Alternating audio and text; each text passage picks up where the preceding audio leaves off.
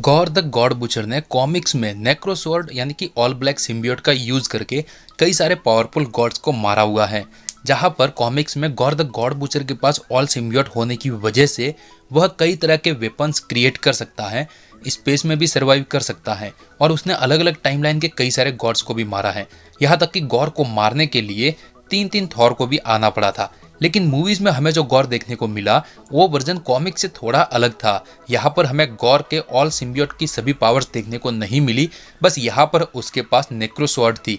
हालांकि कुछ कुछ जगहों पर हमें गॉर के टेंटिकल्स देखने को मिले थे। लेकिन क्या मूवी में दिखाया गया gore the God butcher DC के स्ट्रॉन्गेस्ट कैरेक्टर सुपरमैन को एक फाइट में हरा सकता है या नहीं?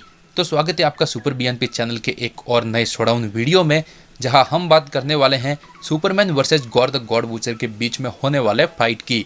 तो गॉर के पास ऑल ब्लैक सिम्बियोट हैं, जो कि उसके पास ज़्यादातर एक स्वॉर्ड की फॉर्म में ही रहता है। वैसे कॉमिक्स में तो गॉर इससे कई तरह के वेपन्स क्रिएट कर सकता था, लेकिन मूवी में हमने गॉर के पास इसे सिर्फ एक स्वॉर्ड के रूप में ही देखा है, जिसका यूज करके उसने थॉर को भी अच्छी टक्कर दी थी। और अगर वो इस स्वॉर्ड से थॉर पर अटैक करता है तो वो थॉर को भी इंजर्ड कर सकता था। लेकिन सुपरमैन कोई गॉड नहीं है जो कि नेक्रोसॉर्ड के सामने वीक हो जाए। तो गॉर को नेक्रोसॉर्ड से स्ट्रेंथ, स्टेमिना और ड्यूरेबिलिटी जैसी पावर्स मिल जाती हैं, जो हम मूवीज में देख चुके हैं, क्योंकि वहां पर गॉर का सामना वेलकरी, माइटी थॉर और थॉर तीनों मिलकर भी नहीं कर पा रहे थे और उन्हें वहां पर उस बैटल को छोड़कर भाग जाना पड़ा था।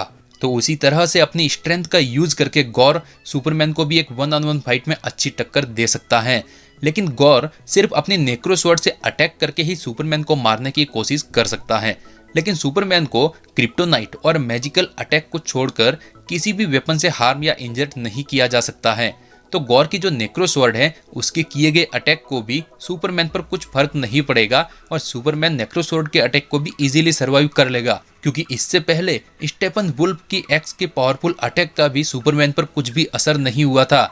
और गॉर की नेक्रोसॉर्ड एक वेपन है, कोई मैजिकल चीज नहीं है जिससे कि सुपरमैन को इंजर्ड किया जा सके। ऐसे में सुपरमैन की अगेंस्ट गॉर की नेक्रोसॉर्ड उसके कुछ भी खास काम आने वाली नहीं है। तो इसके छोड़कर अब गॉर के पास ऑप्शन बचता है सुपरमैन के साथ हैंड टू हैंड फाइट करके उसे हराने का। लेकिन यहाँ पर भी स्ट्रेंथ के बेसिस पर सुपरमैन को हराना गॉर के लिए इम्पॉसिबल होगा। बेशक गॉर सुपरमैन को अच्छी टक्कर दे पाए अपनी स्ट्रेंथ के चलते, लेकिन गॉर सुपरमैन को ओवर पावर नहीं कर पाएगा।